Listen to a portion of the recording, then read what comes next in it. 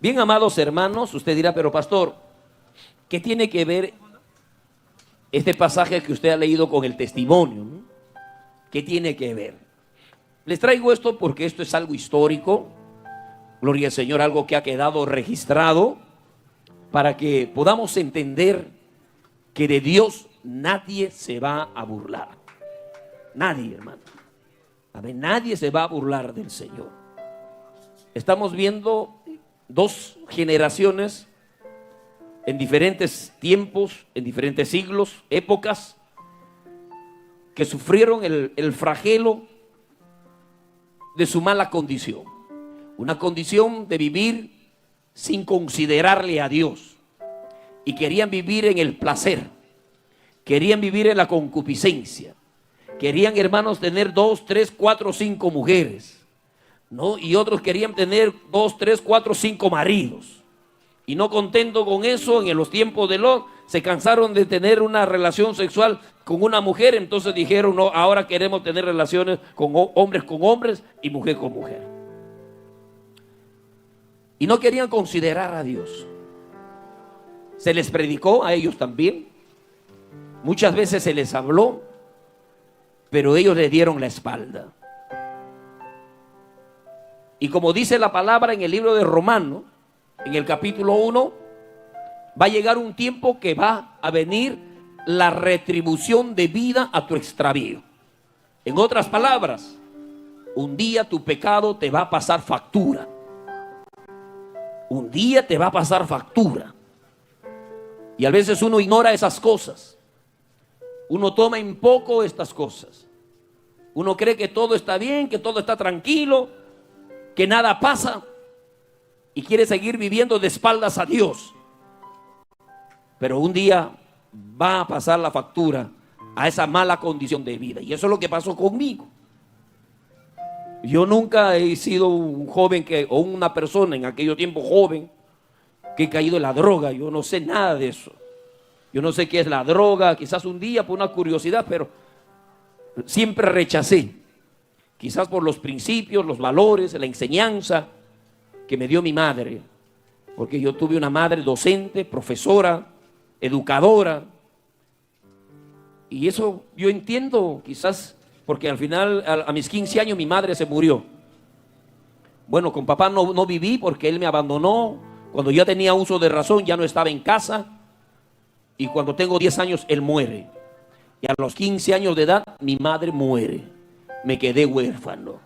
Fácilmente para caer en la droga, caer en el alcohol, caer en la delincuencia, caer en tantas cosas. Pero no, gracias a Dios no caí en ninguna de estas cosas. Nunca caí en la delincuencia, no sé nada de esas cosas. Pero la partida de mi madre me golpeó mucho. Dejó un vacío tan grande en mi alma que intenté quitarme la vida en 3 oportunidades. Quise suicidarme, porque para mí mi madre era mi todo. Era mi todo mi madre. Decía, no, ¿para qué voy a vivir? Mi vida ya no tiene sentido. No tiene sentido. Sufrí mucho ver a mi madre en una condición de enfermedad terrible, que los médicos no pudieron ayudarlo, ni los brujos pudieron ayudarlo, porque también lo llevaron a los brujos. Y nadie podía hacer nada por la enfermedad de mi madre. Vi el proceso de su dolor y de su sufrimiento. Sentí la ausencia de un padre. Y sentí luego la ausencia de una madre. La impotencia de un niño, un adolescente, de no poder ayudar a una mujer, a una madre que sufría de una enfermedad que le tiraba a la cama y no había quien la levante. Cada vez su dosis se incrementaba. Era como una droga, que ella tenía que tomar una pastilla. Primero era un cuarto de pastilla, pasaban los meses y los años, ya era una media pastilla, y pasaron otros años más, ya era 3/4 de pastilla, y así pasaron los años, era una pastilla y media, y así hasta que llegó a ingerir 2 pastillas para tratar de levantarse e irse al trabajo y cumplir con su responsabilidad profesional, laboral. Una impotencia terrible, hermano. A mis 15 años, mi madre entra a una operación. Y nosotros somos 4 hermanos.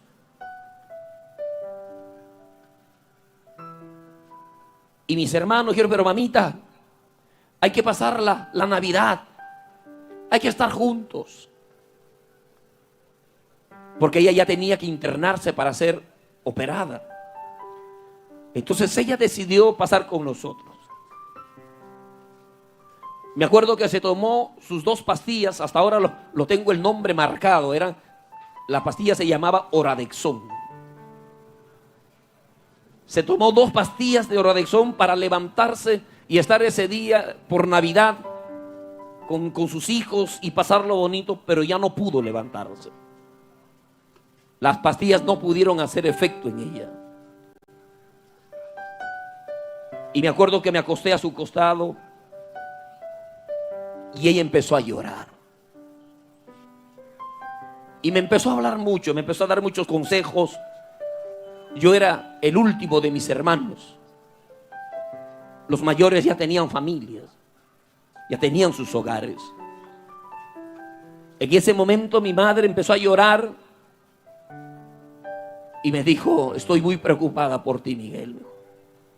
Hijito, no sé qué va a hacer de ti. Tengo temor de no volver, mejor. Y mi mayor temor es dejarte solo. Eres un niño. ¿Qué va a ser de tu vida? Le empecé a abrazar fuerte. Le dije, mamita, tranquila, tú vas a volver y te vamos a estar esperando. Y cuando ella se conmovió y lloraba, se me vino a mi mente esos momentos tan amargos de ver a una mujer sin un esposo, de ver a un hijo sin un padre. Y le abracé tan fuerte y le dije, mami, quiero prometerte algo. El día que yo tenga mi hogar, el día que yo tenga mi familia, mi esposa, mis hijos,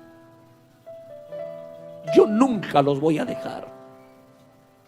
Voy a cuidar ese hogar como tú no te imaginas. Y ella me miraba y me abrazaba y lloraba. Prácticamente se estaba despidiendo. Llegó el 26 y salió, el 25 salió para Guariaca, donde iba a ser internada. Y el día 28 estaba llegando la ambulancia por el barrio. Yo estaba en la esquina jugando con otros adolescentes. Y mi cuñado, que sacó la mano por la cabeza por la ambulancia y me empezó a llamar. Y mi corazón se empezó a conmover. Mi madre estaba retornando a casa en un cadáver. Me acuerdo cuando lo bajaron al cadáver, a mi madre todavía no estaba en el cajón, allí en la camilla, y me avalanché sobre ella y lloré amargamente. Y así terminó esa pequeña historia en esos años con una promesa: que yo iba a respetar mi casa, que yo iba a respetar a mi esposa, que yo iba a respetar a mis hijos. Así terminó esa historia de un hijo con una madre. Pero llegó el momento que al pasar los años conocí a mi esposa de muy jovencita. Se cruzó el año académico superior. Empezamos a trabajar. Ella en un colegio particular llamado María Goretti y en un centro hospitalario del gobierno, ejerciendo su profesión como psicóloga. Y yo estaba ahora por las minas, por la mina de Milpo, por Cerro de Pasco, San Miguel, todos esos lugares. Éramos un matrimonio joven y todo estaba andando bien. Yo no tenía ninguna malicia en mi corazón. Llegaba con una alegría a ver a mi casa, a mi hogar, después de un mes de internado en el trabajo, y llegar a la ciudad, llegar a la casa. Pero todo eso fue cambiando. Bien dice la palabra, la Biblia dice: las malas conversaciones corrompen las buenas costumbres. Aunque yo no he sido católico, ni tampoco he sido evangélico, no vengo de esas cunas, pero tampoco la cuna de mi hogar no fue atea. Siempre sabíamos que Dios existía.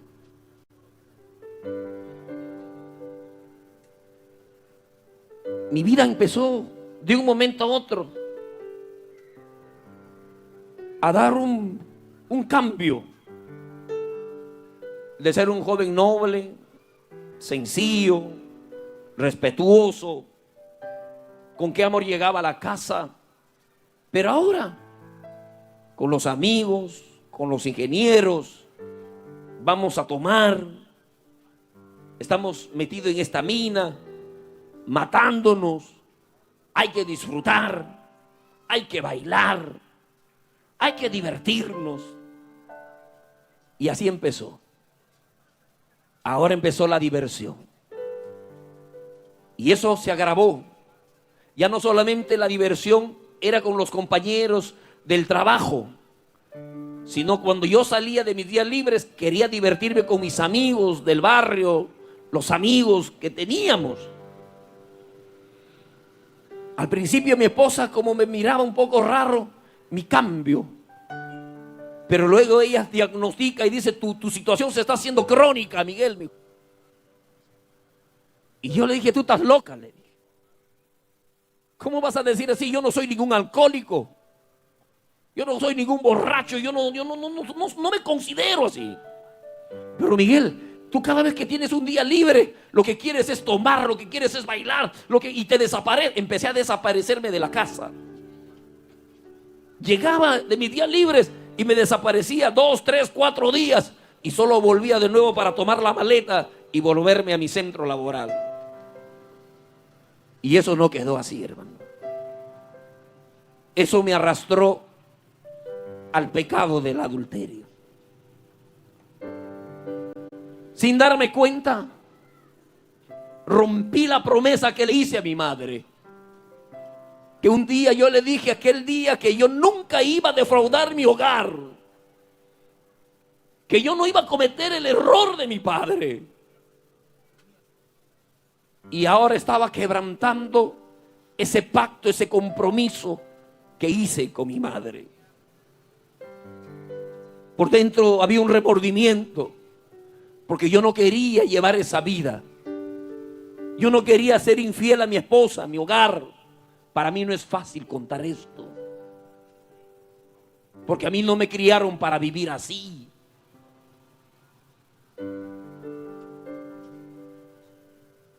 Caí en el pecado del adulterio. Y Dios es testigo que yo fui infiel a mi casa, a mi hogar, a mi esposa, cada vez que me emborrachaba. Yo nunca me fui a vivir con otra mujer. Nunca, estando en mi juicio cabal, me fui a buscar otra mujer. Pero cada vez que me emborrachaba, se me metió ese demonio de adulterio. Sin darme cuenta el daño que iba a traer a mi casa. Tenía en mi casa una mujer hermosa, linda, profesional, muy prudente, muy educada. Y yo cometiendo actos muy desagradables. Había momentos que yo no quería llegar a mi casa, aunque mi esposa no sabía nada de estas cosas, pero me sentía tan avergonzado. Decía: ¿cómo le voy a hacer eso? Porque cada vez que pasaba mi estado de ebriedad, había un remordimiento, un vacío, un enojo conmigo mismo. Decía: ¿por qué hago esas cosas? ¿Por qué vivo así? ¿Qué me pasa? ¿Qué tengo? Entonces quise huir, quise cambiar. Mi esposa me dijo: vamos a hacer algunas terapias. Y empezamos a hacer algunas terapias porque sí quería cambiar, pero no podía. Era como que algo ya me había apretado, me había amarrado, me había atado. ¿Cuántas veces cuando yo salía de ese estado de ebriedad, lloraba, consciente lloraba y renegaba conmigo mismo y decía: ¿por qué eres así, Miguel?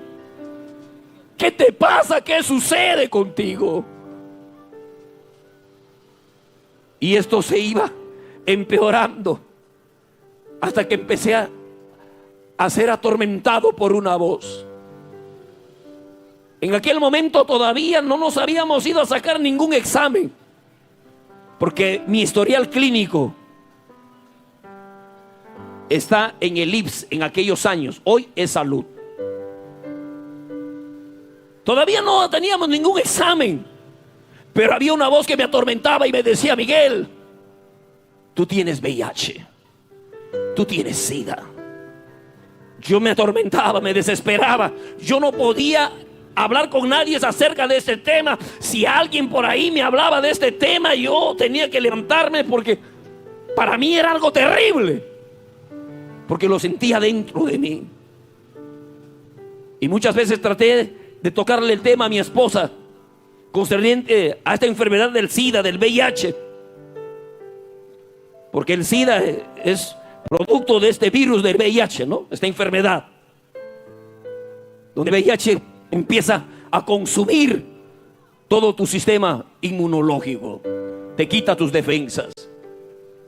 Entonces yo trataba de hablarle del tema a mi esposa, y una mujer inteligente se daba cuenta y me decía: ¿en qué andas? ¿Qué vida estás llevando, Miguel? Estás llevando una doble vida. No, tranquila, le decía, no te vayas al extremo. Son cosas que a veces uno te toca, pero y nos salíamos del tema, porque yo ya estaba siendo atormentado por eso, porque yo sabía la vida sucia que llevaba. Se empeoró las cosas. Mi esposa se rindió y dijo: a este hombre nadie lo va a cambiar. Mi hogar no se destruye por el problema del adulterio, porque ella no sabía, sino por la situación que lo que yo quería era ir, tomar, buscar, desaparecerme 2, 3, 4 días y no llegar. Y ella dijo: no puedo hacer más nada. Desahució su hogar. La psicóloga desahució su hogar. Y lo que a ella ahora le consumía era, decía: tanta gente viene a mí, yo estoy sentada en mi oficina, mucha gente viene a pedirme ayuda. ¿A cuántos los he metido a la cárcel? Porque ella, al dar su informe, a muchos los ha detenido y los ha metido a la cárcel por abusos sexuales cuando han venido a su oficina.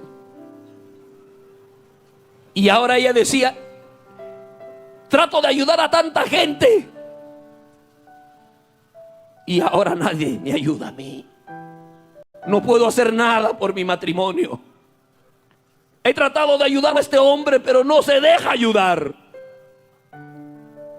Hasta que un día, de esos días de costumbre que volví de mis días libres, volví después de haberme perdido, haberme desaparecido, y llegué a la casa: Raquelita, ya mañana entro a trabajar y me voy. Y ella me dijo: sí, te vas, me dijo, pero esta vez te vas para siempre, me dijo.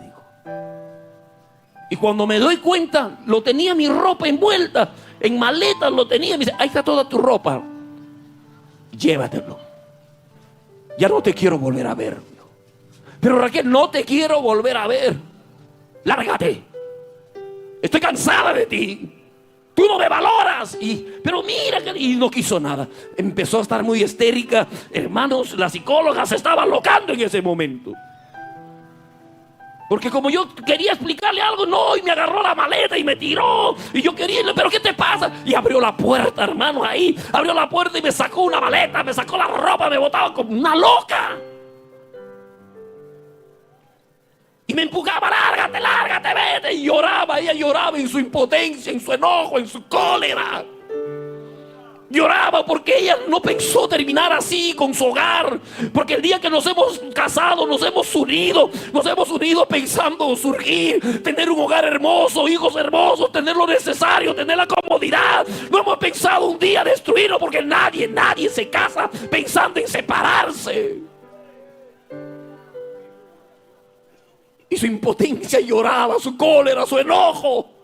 Y me empezó a botar, y yo salgo de la casa, salgo de la puerta y miro ahí los vecinos que estaban ahí alborotados mirando todo el espectáculo. De vergüenza, ya no quise hacer nada. Le dije: tú me estás botando, sí, lárgate, me dijo. Y me tiró la puerta en la cara. ¡Pum! Agarré mis maletas y me fui. Así terminó ese hogar. Mi esposa pensó que esa decisión iba a traer paz a su alma, iba a traer tranquilidad, pero no fue así. Con el pasar de los días, las semanas, los meses, ella tuvo que renunciar a un trabajo porque no podía más con su estado emocional, con su dolor, con su tristeza, con su agonía. Empezó a buscar la ayuda de otros profesionales con mayor experiencia, médicos, doctores, y nadie le podía ayudar. Estando en esa condición, ella tuvo una experiencia con Dios, y en esa experiencia ella le entregó su vida a Cristo. Y ella empezó a sentir algo tan hermoso, tan especial, porque ella, en esa experiencia, ella literalmente vio cómo un demonio salió de su cuerpo. Dios permitió que ella pudiera ver eso, porque ella era agnóstica. Ella decía: si alguien me prueba que Dios existe, voy a creer. Pero Dios permite que ella experimente, vea cómo sale un demonio de su cuerpo, y se asusta y fuera, y pum, cae llorando y le entrega su vida a Cristo. Y es ahí donde ella experimenta aquella palabra de Jesús que dijo: mi paz os dejo, mi paz os doy, y yo no la doy como el mundo la da.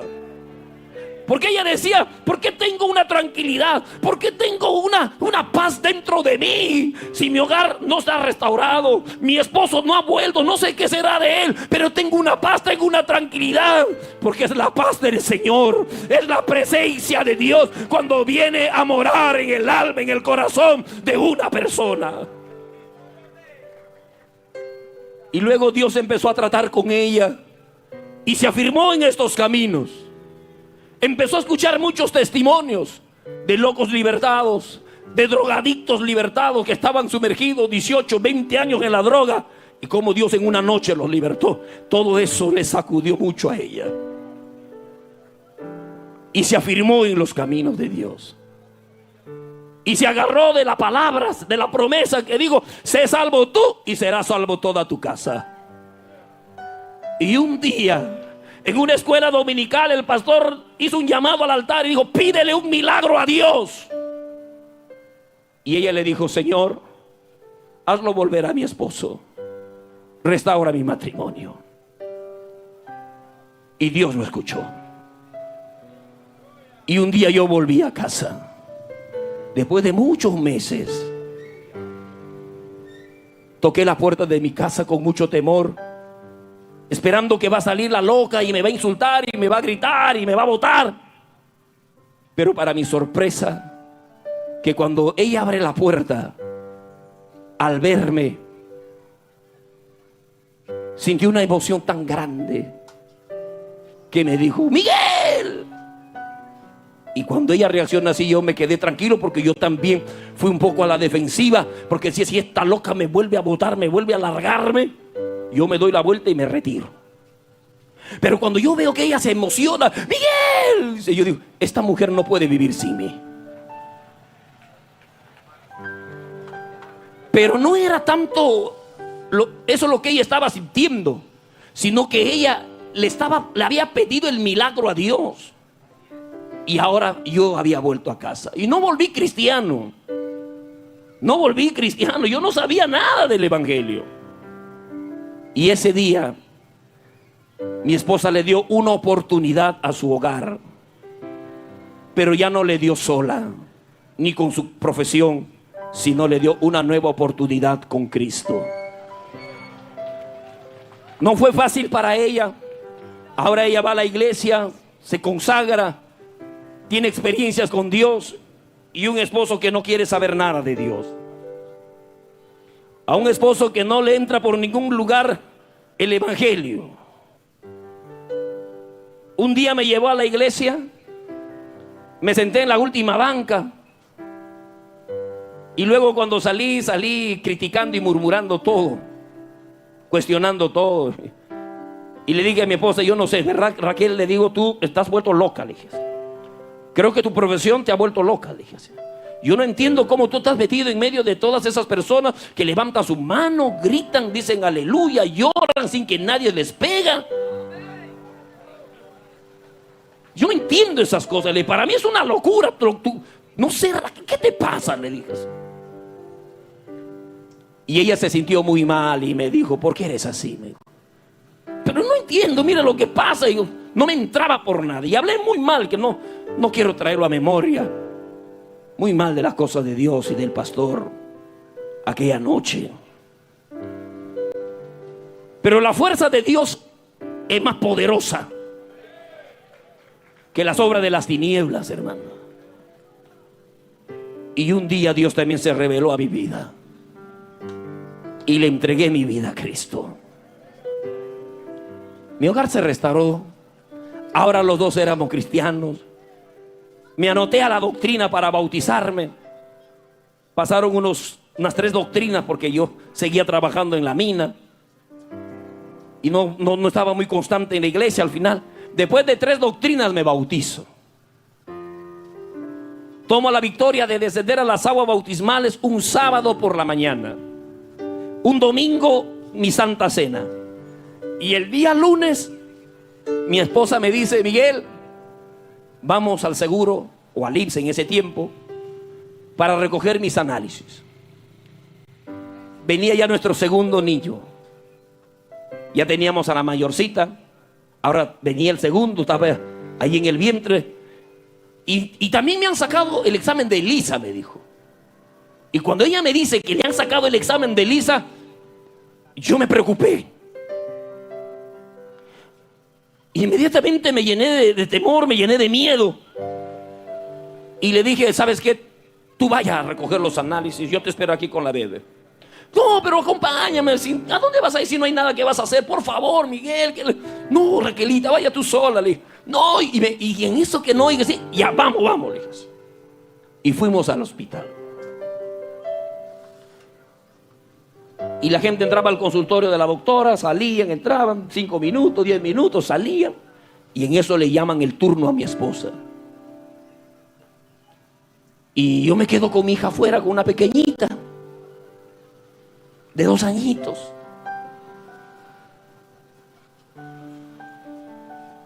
$10 minutos no sale mi esposa. 20 minutos no sale. Son 40 minutos y no sale. Y yo empecé a preocuparme. Los demás salen rápido y ella no sale. Cerca la hora, mi esposa sale empapada en lágrimas.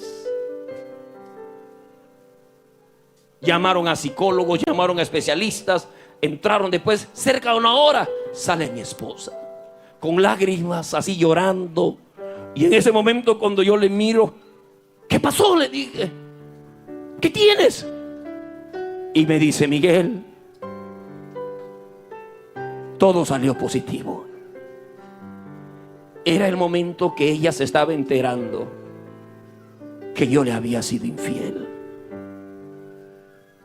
Me dice, VIH positivo, sífilis, que es otra enfermedad por contagio venéreo, positivo. Di la vuelta y se empezaron a caer mis lágrimas. Le decía a Dios, ¿por qué he sido tan malo? ¿Por qué me porté así con mi casa? Y me puse a llorar. Yo caminaba todo el pasillo, yo iba llorando, con un enojo conmigo mismo por haber llevado esa vida. y cómo estaba ahora dañando otra vida, a una mujer a quien yo la había tomado como algo muy especial. Ahora la estaba causando un grande daño, un grande dolor. Ella me alcanza y me toca el hombro y me dice: deja, tranquilo. Yo pensaba que ella me iba a reclamar, pero me trató de ponerme en una calma. Yo no la podía mirar, me sentía tan mal, me sentía tan avergonzado. Me sentía tan avergonzado en ese momento. ¿Qué me pasa? ¿Por qué hice esto? Y salí. Y me acuerdo que llegué al patio del seguro y caí de rodillas y levanté mis ojos al cielo, mis manos, y le dije: tú conoces todo lo que yo he hecho lejos de ti. Una vez más te pido perdón, pero ayúdale a mi esposa, haga algo por ella. Y a mí llévame, mátame. Pero mira a mi esposa, mira a mi hijita. Y mi hijita andaba de un lado, todo inocente, venía por acá, saltaba por aquí, se iba por... Yo la miraba y me quebraba, decía: ¿qué va a hacer de ella? ¿Cómo la voy a dejar así? Usted no sabe el dolor que uno siente cuando en ese momento te diagnostican y te dicen: eres cero positivo. Todas tus metas, todo se va abajo, todo se tumba, todo se derrumba. Porque hablar del SIDA, hablar del VIH es hablar de la muerte. Hablar de una muerte catastrófica, terrible, angustiosa. ¡Qué terrible! Y ahora, Señor, y empecé a clamar. Mi esposa me levantó y nos fuimos para la casa con todos los resultados.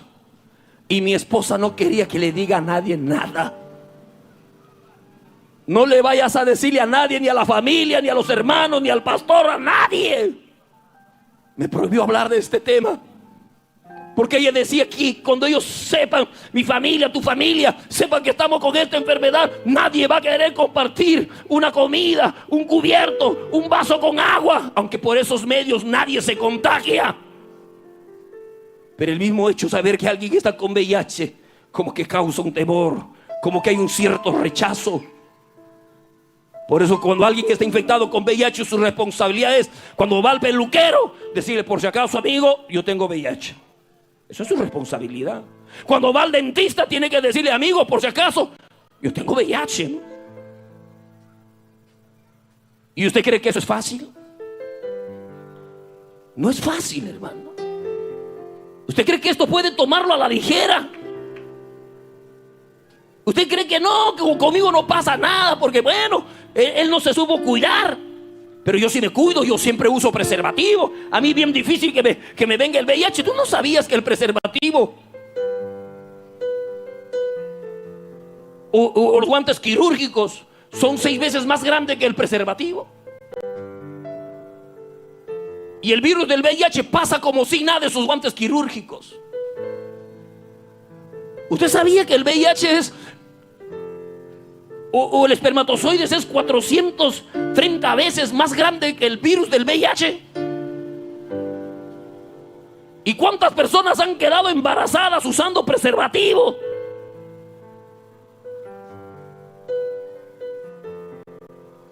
Un día hubo un debate con unos médicos y uno de ellos defendía, porque hermanos, ya se acerca el 1 de diciembre, el Día Mundial, ¿no?, de la lucha contra el SIDA. Antes regalaban preservativo por todo lugar, hacían campañas que como que si el preservativo era el medio de protección para que la gente no se infecte. Pero ¿cuál es la realidad? Cada año se incrementan más infectados de VIH. Aún acá en la ciudad de Loreto, en el departamento de Loreto, en la ciudad de Iquitos, tenemos albergues donde están niños, puros niños, con VIH. Esto se va incrementando. Y este médico luchaba, decía: no, el preservativo es la fuente de protección. Y hermano, y luchaba. Y habían otros 6 médicos que decían: pero no. Entonces uno de ellos se levantó y le dijo: ya, listo. Tú dices que es un medio de protección. Entonces vamos. Y mandó a llamar a 6 o 7 mujeres. que se prostituyen, que comercializan su cuerpo y que tienen VIH. Y le dijo, ya, le hizo entrar, le dijo, ya acá, estas 6 mujeres tienen VIH, usa el preservativo y acuéstate con cualquiera de ellas. Dijo, no, pero acuéstate. Digo, no, pero si te va a... No quiso. Digo, y tú sabes que eso no protege. ¿Y por qué quieres que los demás usen? Porque el preservativo no protege del VIH. Porque la porosidad del preservativo es 3 micras. ¿Y sabes cuánto mide el virus? 0.01 micrón. Como si nada se mete. Y así fue. Ahora, con esta triste realidad, ya nos habían pasado a programas. Ya estábamos en programas, recibiendo nuestro tratamiento. Mi esposa quería llevarse esto a la tumba, pero yo no pude más. Un día me fui a la casa del pastor y le conté con toda mi alma. Solamente al tocar la puerta de su casa yo ya estaba llorando, porque yo vivía en una agonía. Yo vivía en una desesperación. Dije, no puedo vivir más así. Y el pastor me atendió, le conté todo lo que está pasando en mi hogar y me dijo inmediatamente, tráele a tu esposa.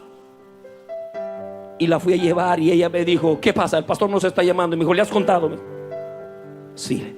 Pero Miguel, por favor, Raquel, le dije. Miguel, me dijo, te he dicho que esto no íbamos. Por favor, Raquel, tú no sabes cómo estoy viviendo todo este tiempo por dentro. Tú no sabes cómo me acusa el diablo.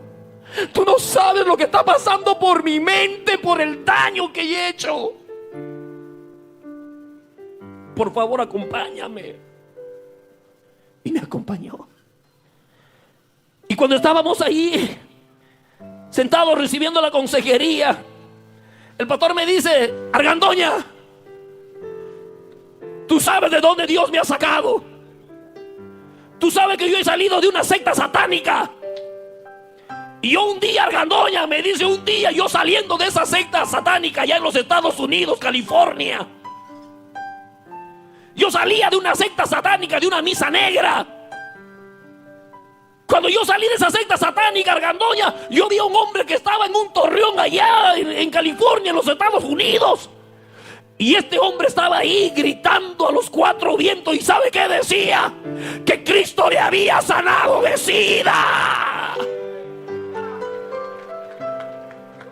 Y me digo, ese mismo Cristo te va a sanar a ti también. Y en ese momento oraron por nosotros. Pusieron las manos como manda la palabra. Y a veces algunos se preguntan y dicen, pastor, usted cuando oraron por usted, ¿usted sintió algo? ¿Sintió un fuego? ¿Sintió una lluvia? ¿Sintió un río? ¿Sintió agua? ¿Qué sintió? Porque hay algunos que tienen esas experiencias. Pero yo no sentí nada. Yo no sentí ni que algo me estaba quemando o que algo estaba derramándose sobre mí. Yo no sentí nada. Es más, la palabra de Dios dice, esto no es para los que sienten, esto es para los que creen.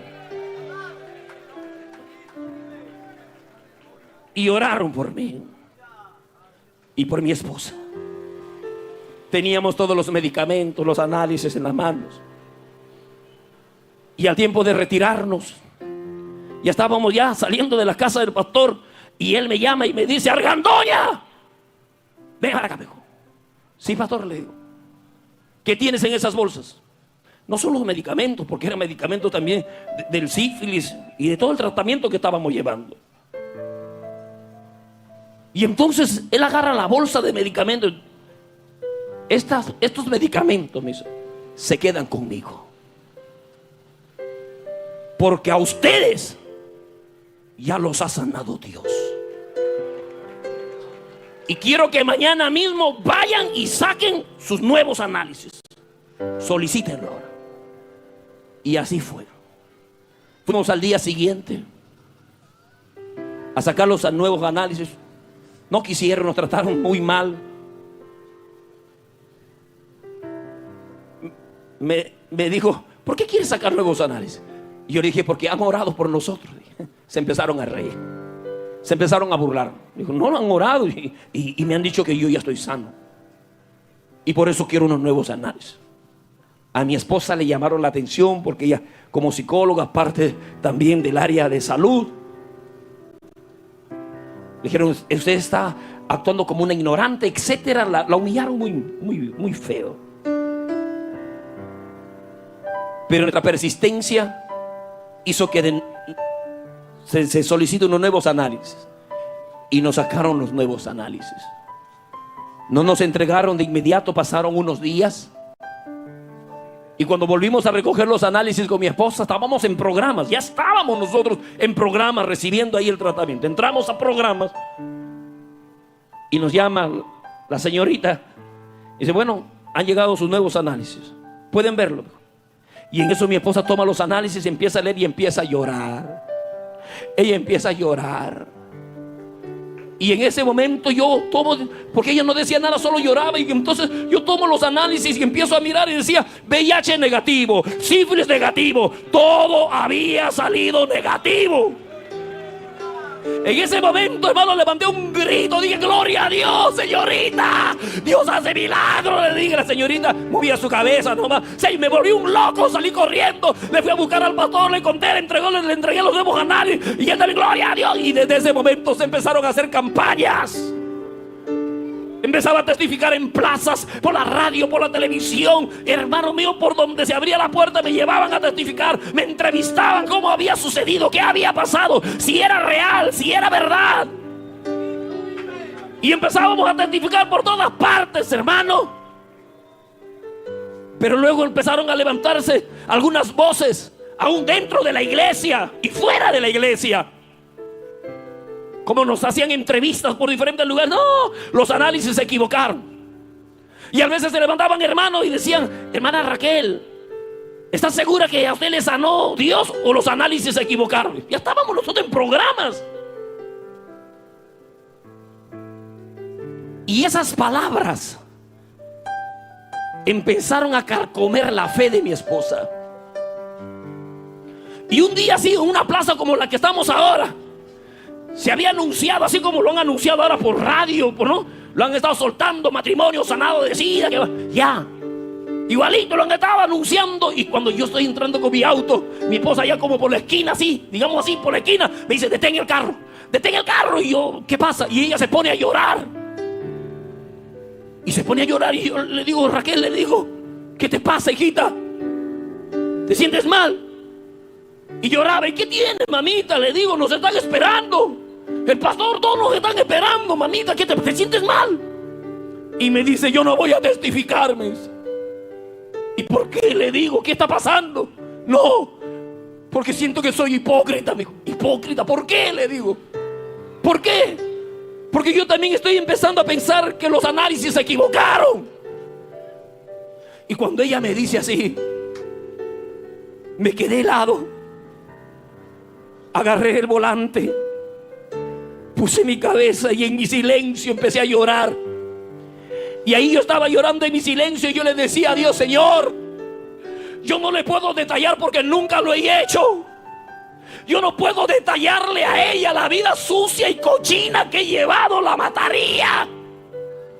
Yo no puedo detallarla. Y cuando yo en mi silencio estoy orando con mis lágrimas, el auto se empezó a mover de un lado para el otro. Se empezó a mover de un lado para el otro. Y mi esposa empezaba a hablar en lenguas. Y en ese momento me dice, arranque el carro que vamos a testificar. Y así testificamos esa noche. Pero no se podía continuar así. Y Dios, que sabe todo y lo conoce todo, tenía que sellarlo. Y tenía que tratar con mi esposa. Y yo quiero que pase por aquí mi esposa, para que les cuente esta parte de su experiencia, de lo que sucedió con ella. Sí. Porque no fue fácil. Ella ya estaba con esa duda.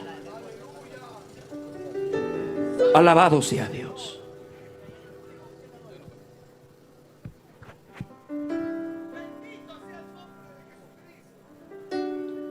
Alabado el nombre del Señor. Que Dios lo bendiga a todos nuestros amados hermanos en esta noche. Damos gracias a Dios de estar en este lugar y poder contar las grandes maravillas que Dios ha hecho en nuestras vidas. Porque lo que Dios ha hecho no se puede callar. Es necesario hablar de las maravillas que Dios ha hecho en nuestras vidas. Que no es fácil, hermanos. Traer a memoria los momentos duros. Uno los vuelve a vivir. Y ahí en mi lugar me quebraba. Y solo le decía al Señor, gracias. Gracias por haber llegado a mi vida. Gracias porque un día te acercaste a mí. Cuando nadie me podía dar paz. Cuando nadie me podía ayudar. Tu mano has extendido y yo no la rechacé. Gracias, Señor. Gloria al nombre de Jesús. Hoy soy mi esposo. Para mí no fue fácil atravesar todo ese momento de enterarme esta enfermedad. En un momento se me pasó por la mente y si los exámenes se habían equivocado. Empecé a concebir y que tal vez se han equivocado y nunca hemos estado enfermos. Y eso había llegado a mi corazón, que no me era fácil pararme a un lugar y poder testificar y decir que Dios me había sanado de SIDA, porque ya en mi corazón ya no lo creía. Y eso es el pecado más oculto que está en muchos creyentes. Un pecado que no se ve, que puedes estar sentado con tu Biblia y aquí en este lugar y no creer las promesas de Dios. Y no creer que Dios puede sanar un SIDA. Y no creer que Dios puede restaurar tu hogar. Y por eso muchos han dejado de orar por sus hogares, porque no creen que Dios puede salvar su familia. Y la incredulidad hace ratos está en los corazones. Bendito el nombre de Jesús. Pero Dios, que conoce, que sabe, que entiende y que ve lo íntimo de nosotros, Él sabía lo que había en mi alma. Aunque se había manifestado ahí en el auto de una manera terrible, como diciéndome, tienes que testificar, porque yo te he sanado. Y fue una experiencia y muchas que Él me las daba. Hasta que llegó el momento, hermanos, de tener al bebé con el que me habían diagnosticado. Pero para tristeza mía, este bebé no nació bien. Nació enfermo. Nació con una obstrucción intestinal. Y a los días él tomaba la leche, ni bien nacidito, tomaba la leche y hacía volver. No era un vómito de un bebé. Era algo como que se rebalsaba. A tal punto que yo le tenía que poner un pañal entero aquí, porque automáticamente, no era haciendo un gesto, era automáticamente mientras lactaba se le rebalsaba la leche. Y yo decía, qué raro es esto. Y así los médicos le iban mirando 2, 3, 4, 5 días de nacido. Me decían, ya se va a regularizar. 6 días y el bebé bajaba de peso y no se regularizaba. Y me habían dado de alta. A los 8, 9 días el niño empezó a empeorarse. Lo regresé al hospital. Lo llevé al pediatra y le digo, doctor, me han dado de alta, pero el niño sigue vomitando y no es un vómito normal. Y lo empiezan a pesar. Él había perdido peso, estaba deshidratándose. Y le empiezan a sacar todos los análisis. Le sacan rayos X, le sacan ecografía y lo diagnostican. Y me dice, señora, aquí hay un problema. El niño no se ha formado bien. Y me dice, ha nacido con una malformación. Y cuando me dicen eso, yo me asusto y yo le digo, ¿y por qué es eso? Y me pregunta el doctor, ¿usted ha tenido alguna enfermedad venérea? Normalmente cuando hay enfermedades venéreas, enfermedades por transmisión sexual, los niños nacen con malformaciones. Y yo me acuerdo de los exámenes que había tenido, del sífilis, porque no solamente nos diagnosticaron VIH, sífilis, VIH. Y yo le digo, sí, pero luego me volvieron a sacar y todo salió bien. Ahí por ahí es el problema, me dijo. Bueno, inmediatamente este bebé tenemos que intervenirlo. Lo habíamos llevado en la noche, era más o menos las 8. Yo estaba con todo el proceso de los exámenes y casi las 9:10 me dicen: tenemos que internarlo inmediato. No se lo puede usted llevar ya a su casa. Yo le dije: pero no hay otro tratamiento. El único tratamiento que se puede dar a este niño es que le tenemos que operar. Y no sé si va a resistir este bebé, porque ya está descompensado, ya no tiene el peso necesario. Aleluya. Y aquel doctor, hermanos, me estaba diciendo que yo tenía que estar preparada. Yo le decía: doctor, el bebé se puede morir. Me dice: la operación no es nada fácil. El bebé se puede morir en esta operación. Cuando él me dice que el bebé se podía morir, hermanos, fue para mí tan duro, fue difícil. Inmediatamente ya no me dieron tiempo para pensar si yo llevaría a otro hospital o si lo llevaría a otro médico. No, inmediatamente hospitalizado. En ese transcurso mi esposo estaba acompañándome, pero como nos demoramos, él volvió a la casa a ver a la niña. Y yo estaba ya, me habían hospitalizado junto con el niño. Yo estaba desesperada. El doctor no me daba mucha esperanza.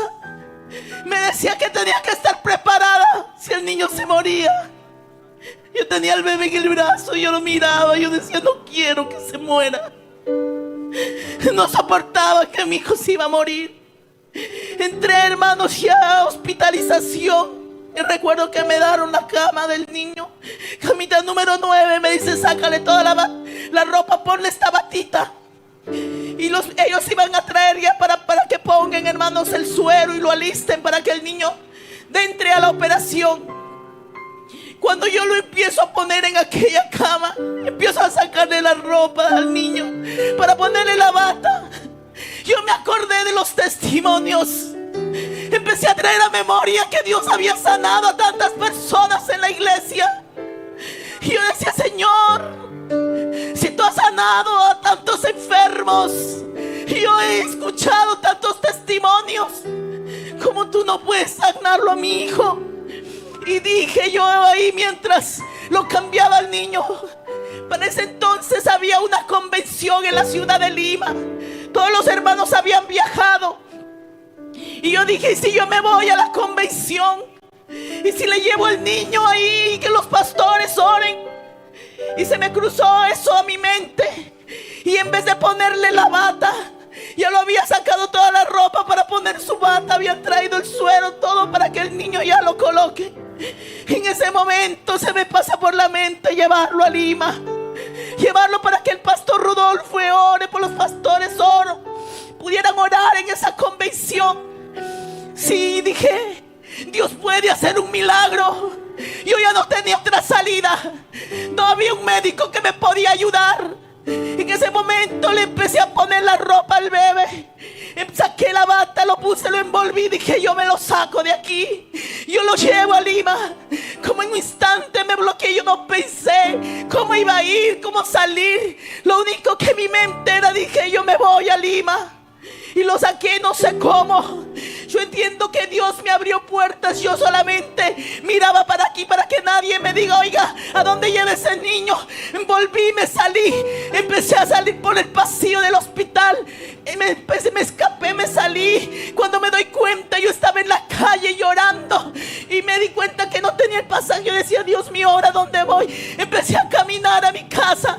No tenía teléfono para hablarle a mi esposo, para contar lo que estaba haciendo. Y mientras yo caminaba con el bebé, yo le decía al Señor: Señor, por favor, yo no quiero que el niño se muera. Que no se muera mi hijito, Señor, le decía. Por favor, tú tienes poder para hacer un milagro. Y así mientras yo caminaba, hermanos, hablando con Dios, gritando en la calle, cargado a mi niño, yo le decía: Señor, yo voy a ir a Lima, voy a irme a la convención. Yo sé que tú puedes hacer un milagro. Si los pastores oran por mi niño, tú lo puedes sanar, Señor, le decía. Y mientras yo estaba caminando, mi esposo llegó al hospital y ya me habían visto que no estaba. Y la señora le preguntan a mi esposo: ¿dónde está su esposa? No está con el bebé, tenemos que ya ponerlo el suero. Y él decía, no, pero si yo le dejé, empezaron a buscarme en todo el hospital. Y fue un alboroto y le dijo, voy a ver a mi casa. Cuando él regresa, yo también llegaba caminando, nos encontramos. Y yo estaba llorando muy desesperada. Y él me dice, Raquel, ¿qué te pasa? ¿Qué has hecho? ¿Por qué sacaste al niño del hospital? El doctor me ha dicho que que es grave lo que tú estás haciendo, y que este niño está muy grave, que le tienen que operar. Y yo le digo, Miguel, el doctor me ha dicho que el niño se puede morir. Yo no quiero que se muera, le decía. Y él me dice, pero ¿qué vamos a hacer? No hay otra salida.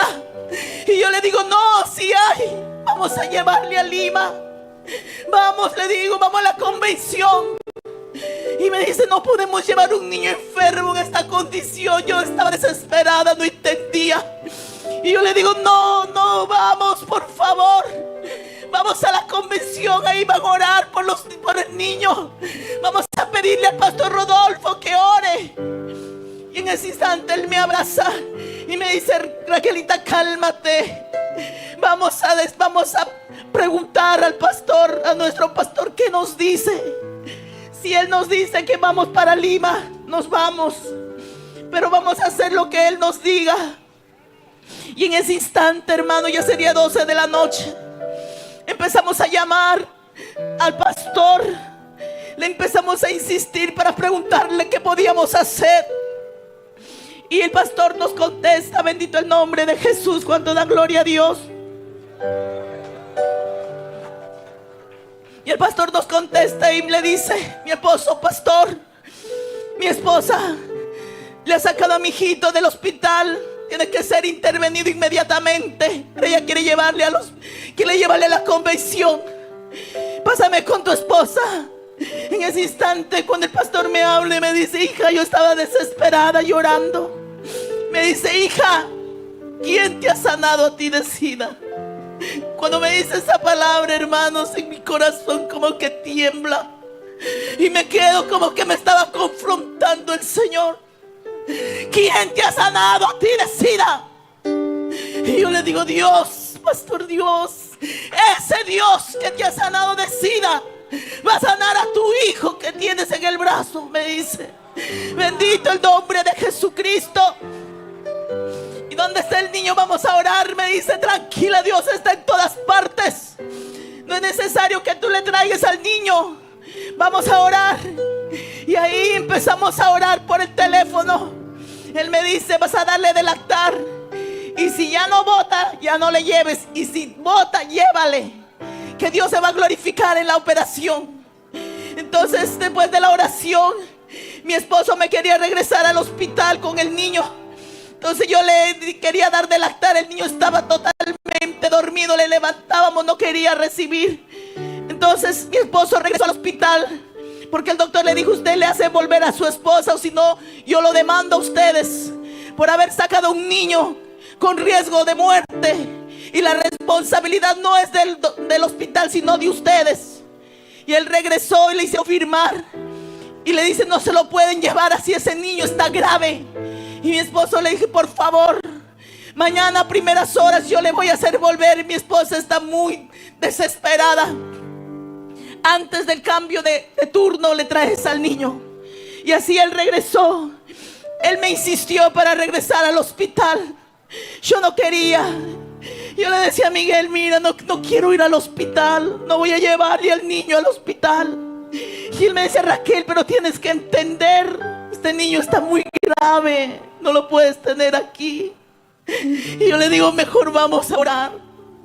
Vamos a clamar al Dios de la gloria para que haga un milagro en nuestro hijo. Y aquella noche, hermanos, después de que él regresó del hospital, nos pusimos a clamar. El niño no despertaba. Empezamos a llorar, a clamar. Yo le pedí a Dios que haga un milagro. Le decía, Señor, si yo te sirvo, Señor, porque mi hijo ha nacido enfermo.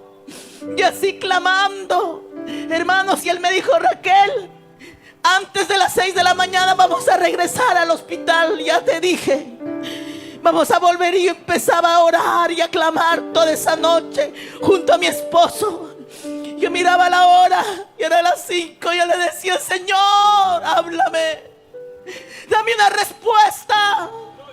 Respóndeme, oh Dios de la gloria. Dime algo. Hermanos, al Dios a quien servimos, al Dios en quien esta noche nos hemos parado a dar testimonio, es un Dios que responde, es un Dios que oye, es un Dios que sigue sanando, es un Dios que sigue restaurando, es un Dios misericordioso, es un Dios compasivo y tiene misericordia de aquel que le busca, de aquel que se humilla, de aquel que le ruega.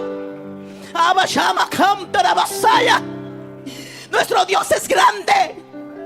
Yo estaba decidida a tocar el manto. Yo estaba decidida a una respuesta. Y toda esa noche le decía: respóndeme. Tú me has respondido ¿cuántas veces? Era las 5 y yo tenía que ya levantarme para ir al hospital. Cuando en eso le digo: háblame, por favor, háblame. Y abrí la palabra del Señor.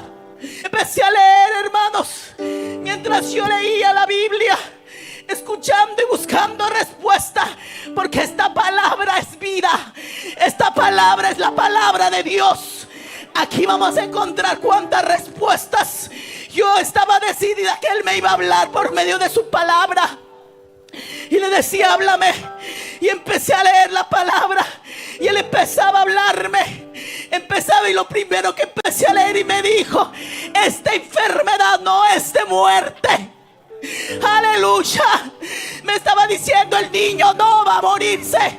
Y yo lloraba y le decía: gracias, no es de muerte, el niño no muere. Y yo seguía leyendo la palabra. El Señor empezaba a hablar conmigo y me dijo: esta enfermedad no es de muerte. Y yo seguía leyendo y me decía: no te he dicho que si tú creyeres, que si tan solo creyeres, verás la gloria de Dios. En ese momento, aleluya, bendito el nombre de Jesús, yo entendía que lo que me estaba pasando era porque yo no creía que Dios me había sanado del SIDA. En ese momento le dije: perdóname, esto es por mi incredulidad, esto es porque yo no creí de tu poder. Perdóname, me arrepentí, le pedí perdón a Dios. Perdóname por no creer en ti. Es que tú sigues obrando, es que tú sigues sanando. Perdóname, tú me has sanado de SIDA, Señor. Tú me has sanado de sífilis y de cuantos males. Has restaurado mi hogar. Perdóname. Dios ha sido bueno conmigo. Ahí le pedí perdón a Dios. Hermanos, con esa palabra yo quería darle de lactar al niño para ver si estaba sano. El niño estaba dormido. Hermanos, y el pastor, mi esposo, me dice: Raquelita, alístate, volvemos al niño al hospital. Pero yo ya tenía respuesta. Aunque el médico me dijo: se muere el niño, pero Dios me dijo: esta enfermedad no es de muerte. ¿Cuál es tu diagnóstico? ¿Con qué diagnóstico has venido en esta noche? Pero el Señor en esta noche te dice: te doy vida, restauro tu hogar, hoy te sano. El Señor ha venido para bendecirnos. Yo no sé qué te ha diagnosticado el diablo, pero hay otro diagnóstico. Yo no sé cuál es tu historia, pero hay otra historia que Dios quiere escribir para ti. Ay, Shabakama Soya. Yo no sé qué diagnóstico tienes, cuál es la historia que tú tienes, pero en esta noche, hoy se escribe otra historia. Hoy se levanta otro diagnóstico. Oh, Dios es grande.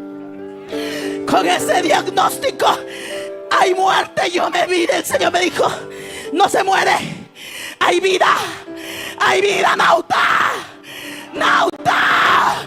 El Señor quiere bendecirte. Hay otra historia para ti, hay otro diagnóstico. Ay, Shialebesai y Rabashe. Todo aquel que se humilla, todo aquel que le busca, encuentra otra historia en su vida. Escribe otro diagnóstico para ti. Y hermanos, con esa palabra, con un nuevo diagnóstico de mi Dios, lo volví al médico, al niño, lo regresé, pero yo confié en su palabra. Ya no dudé, ya no puse una duda. Él me dijo: esta enfermedad no es de muerte. Lo volvimos al niño en las manos de los médicos. Inmediatamente el niño fue hospitalizado. Hermanos, ya el niño, para ser operado, y estaba él ya con todas las vías, ya con todo el suero listo para entrar a la operación. Yo estaba con un diagnóstico de mi padre afuera. Yo decía: tú me has dicho que no se iba a morir. Esto no se va a morir, le decía a Dios. Cuando en eso, hermanos, el cirujano, cuando ya está listo para que entre a la operación, todo listo, toda una mañana en pruebas, toda una mañana en espera, el cirujano pide nuevas placas para que haga el corte exacto, ya con un líquido, y le dice: vamos a sacarle nuevas placas con el líquido para que haga el corte exacto. Y cuando en eso, hermanos, entramos y me hacen entrar, porque el líquido que el niño iba a tomar no había ni siquiera para bebés, y habían entrado a una junta de médicos y habían quedado como ya no había otra salida. No esperar un medicamento para niños, porque se demoraba traer desde la ciudad de Lima, hacer con el medicamento de adultos. Pero nosotros teníamos que firmar el consentimiento. Entramos en aquella prueba. Cuando yo entro a aquel lugar, yo nunca me voy a olvidar. Cuando entro a aquella sala para que le hagan la prueba al niño, para que le hagan el corte exacto, junto a mi esposo, empecé a entrar y yo siento literalmente que alguien me abraza fuerte, me aprieta. Y yo pensé que mi esposo me estaba diciendo, me estaba abrazando, como que diciéndome: Raquelita, tranquila, no te vayas a desesperar. Y yo doy la vuelta para decirle que estoy tranquila. Y cuando doy la vuelta, él estaba más allá y también buscaba a alguien. Y yo le digo: ¿sientes lo que yo siento? Y él llorando me dice: sí, el Señor ha descendido. El Señor también ha entrado a esta sala. Él también está aquí. Él ha entrado para hacer su obra. Y ya, mamá, y canta: eres grande. Y cuando, hermano, los médicos le dieron el líquido, le dieron, hermano, la primera placa de frente, y ellos miraban, esperaban, leían, hermanos, las placas, y yo veía que ellos discutían. Y dice: ya, otro de espalda, nuevamente con el líquido de espalda. Y ellos hablaban mientras miraban las placas. Del otro costado, 7 placas de rayos X. Empezaban a buscar por todos lados. Y, hermanos, 7 placas. Y mi esposo le dice: doctor, no es mucho para un recién nacido. Son 7 que le van sacando. Y el cirujano dice: sí, es mucho, pero tenemos un problema. ¿Cuál es el problema? Que las placas de anoche no es lo mismo que tenemos. Y le pregunto yo al pediatra: ¿es el mismo paciente? Le dice: ¿estás seguro que es el mismo niño? Sí, es el mismo niño. Lo único es que la señora se lo llevó a su casa, pero lamentablemente, le dice, acá no hay nada. Estómago nuevo que voy a operar. Y hemos buscado, no hay obstrucción, todo es nuevo, aleluya. El doctor decía: es el mismo paciente. Lo único que la señora se lo llevó a su casa. Lo único que la señora se rindió al Señor. Lo único que la señora pidió perdón de su incredulidad. Lo único que la señora iba con otro diagnóstico, con el diagnóstico del Dios de la gloria. Y los médicos no lo creían. Y el doctor dijo: que voy a operar. Alta, está de alta. El cirujano dio alta, gloria a Dios. Pero el pediatra decía: no, Yo he visto con mis ojos que el bebé bota toda la leche. Y el bebé como entraba a operación toda la noche, todo el día, hermanos. No le habían dado nada. Y él lloraba y gritaba. Me dice: señora, me llevo a su oficina, dale de lactar a su hijo. Le di de lactar media hora. El bebé se tiene un pecho, el otro. Observación: nunca botó la leche. Pasaron 1 hora, 3 horas me tuvo el pediatra incrédulo para ver la gloria de Dios, para decir: tanto que lloras, tu Dios te ha hecho un milagro. Aleluya. Ese es el Dios que predicamos, ese es el Dios que testificamos. Nuestro Dios tiene poder. Ese Dios sigue haciendo milagros. Sanó a mi hijo, hermanos. ¿Cómo no pararme en una plaza y hablar de las grandes maravillas? ¿Cómo no contar que el Dios sigue sanando, que Dios sigue restaurando, que Dios sigue sanando sidas, cáncer y cuantas cosas más, hermanos míos? Y ese Dios está en este lugar. Ese es el Cristo que predicamos. Ese es el Cristo que restauró nuestro hogar, nuestro matrimonio, el que sanó a mi hijo, el que nos sanó de esta terrible enfermedad, el que hizo milagros. ¿Cómo no le vamos a decir a ustedes que Dios está vivo, que Dios es real? Lo que hizo con nosotros, ¿cómo no lo va a hacer con ustedes? Y Él está aquí, Él está en este lugar para obrar, para tocar, para libertar, para hacer un milagro. Permítame orar por ti. Todo aquel que quiera una oración, venga aquí al altar, sal de su lugar y ven, ore por mí. Y cachecalaya y masume arríbate. Dios está aquí. Sal de tu lugar y vamos a orar en el nombre de Jesús. En el nombre de Jesús. Hoy Dios hace el milagro. Hoy Dios te liberta. Hoy Dios rompe cadenas, rompe ataduras, rompe ligaduras. Hoy serás verdaderamente libre. El Señor está aquí. Él ha descendido en esta plaza. Oh, te adoramos, te adoramos. Vamos adorando, aleluya. ¡Qué lindo!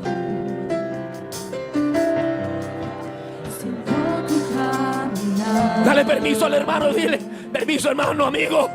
Quiero ir allá adelante, quiero entregarle mi vida a Cristo. Quiero poner mi matrimonio en las manos del Señor. Así como esta mujer se llevó y lo puso a su hijo en las manos de Dios.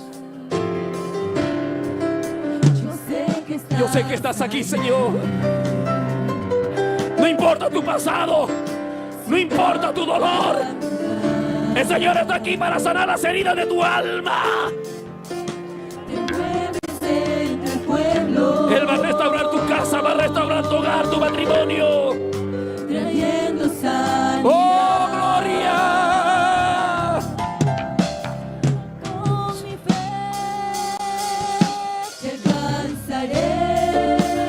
Y el Señor está moviéndose y está tocando.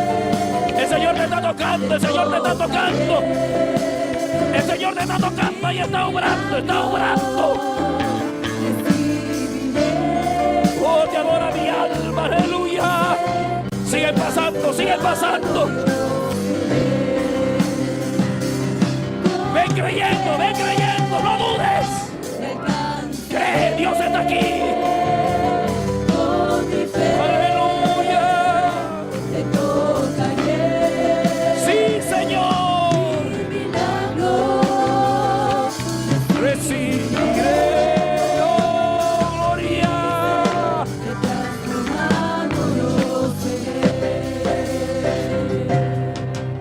Pídale perdón a Dios ahora. Dile: Señor, perdóname. Perdona mis pecados. Hoy abro la puerta de mi corazón para recibirte como mi Señor y mi Salvador. Salva mi alma. Escriba mi nombre en el libro de la vida. Ten piedad de mí, oh Dios. Dame una oportunidad. Restaura mi casa. Restaura mi matrimonio. Mira cómo están mis hijos.